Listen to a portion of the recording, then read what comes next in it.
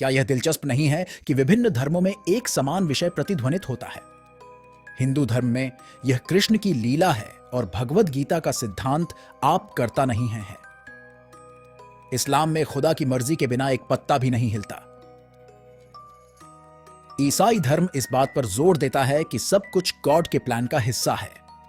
इस कॉन्सेप्ट को देखना दिलचस्प है कि कैसे प्रत्येक धर्म एक universal concept, law of automation का सुझाव देता है, जहां प्रत्येक क्रिया एक सुप्रीम एंटिटी के द्वारा नियंत्रित होती है।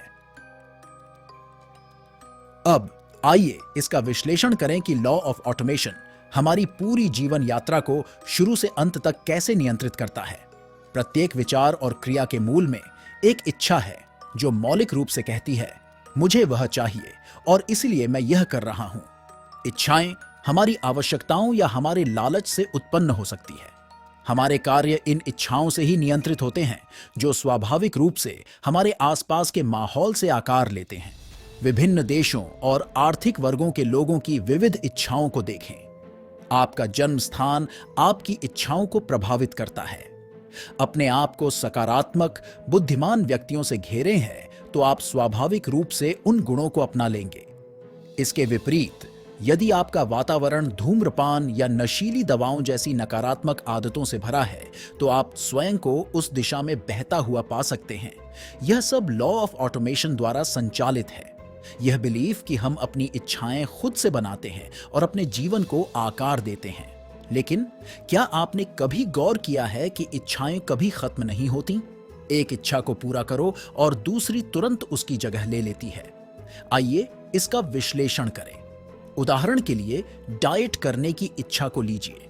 आप सोच सकते हैं कि आप वह इच्छा पैदा कर रहे हैं, लेकिन यह अच्छे स्वास्थ्य की इच्छा से उत्पन्न होती है। क्या आपने स्वास्थ्य की इच्छा पैदा की?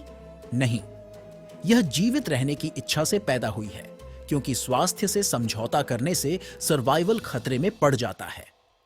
अब क्या आपने सर्वाइवल की इच्छा पैदा की या यह आपकी खुशी की इच्छा से उत्पन्न हुई? खुश रहने के लिए आपको जीवित रहना होगा और जीवित रहने के लिए आपको अच्छा स्वास्थ्य बनाए रखना होगा, आहार और व्यायाम करना होगा। और सुख की इच्छा के बारे में क्या आपने इसे बनाया है? नहीं, यह एक मौलिक जन्मजात इच्छा है जो जन्म से ही विद्यमान रहती है। तो चॉइस कहां है? प्रत्येक इच्छा किसी दूसरे इच्छा से उत्पन्न होती प्रतीत होती है, जो अंततः खुशी की इच्छा पर एकत्रित होती है। किसी भी इच्छा को लें, चाहे वह पैसे की हो, रिलेशनशिप की हो, जिम जाने की हो या नौकरी पाने की हो, वे सभी किसी न किसी अन्य इच्छा से उत्पन्न होती हैं, जो अंततः खुशी की खोज से उत्पन्न होती हैं। अपने आप से पूछें, मैं ऐसा क्यों चाहता हूं? और आप पाएंगे कि कई इच्छाएं समय के साथ स्वाभाविक रूप से विकसित होती हैं। एक क्षण रुकें और विचार करें कि क्या वह इच्छा आपने पैदा की है या समय के साथ यह स्वाभाविक रूप से विकसित हुई है। यहां तक कि जो इच्छाएं आप मानते हैं कि आपने उत्पन्न करी है, उनको ध्यान से देखें और आप पाएंगे कि यह किसी अन्य इच्छा से उत्पन्न हुई है और इसकी उत्पत्ति गहरी है।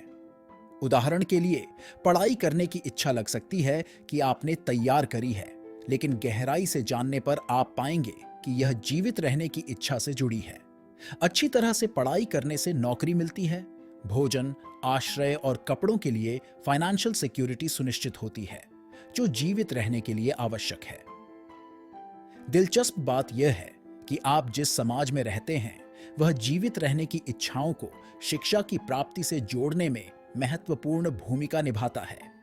ऐसे समाज में रहने की कल्पना करें जहां शिक्षा पर जोर नहीं दिया जाता है और लोग एंटरप्रेन्योरशिप जैसे वैकल्पिक साधनों के माध्यम से आगे बढ़ते हैं। ऐसे संदर्भ में क्या पढ़ाई करने की इच्छा उतनी ही प्रबल होगी? कुछ इच्छाएं, जैसे बैडमिंटन खेलना, सीधे तौर पर जीवित रहने से जुड़ी नहीं हो सकती हैं, लेकिन वे पेन और प्लेजर के हमारे मूल इंपल्सेस से जुड़ी होती हैं।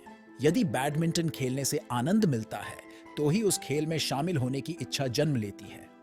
अब यहां सवाल है, क्या आपने उन इंपल्सेस खुद से पैदा किया है या क्या वे जन्म से ही आपके अंदर समाहित हैं?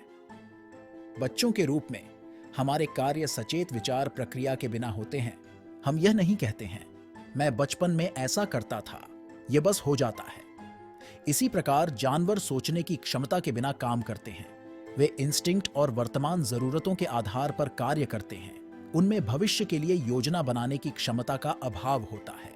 मैं इन क्रियाओं को पैटर्न्स के रूप में संदर्भित करता हूं। हमारे मस्तिष्क में built in reaction systems, in patterns में स्किल्स, आदतें, मसल मेमोरी और यहां तक कि फाइट और फ्लाइट मैकेनिज्म या कंडीशनल रिएक्शंस, जैसे यदि ऐसा होता है तो ऐसा करें, जैसी सहज प्रतिक्रियाएं भी शामिल हैं। छोटी उम्र में, लगभग 4 से 6 साल की उम्र में, हम सीखने की प्रक्रिया शुरू करते हैं। इस चरण के दौरान क्रियाएं अक्सर पेन और प्लेजर के इंपल्सेस से प्रेरित होती हैं। इस उम्र में बच्चों का अवलोकन करते हुए आपको एक स्वाभाविक प्रवृत्ति दिखाई देगी। वे बिना अधिक चिंतन किए आनंद का पीछा करते हैं और दर्द से बचते हैं।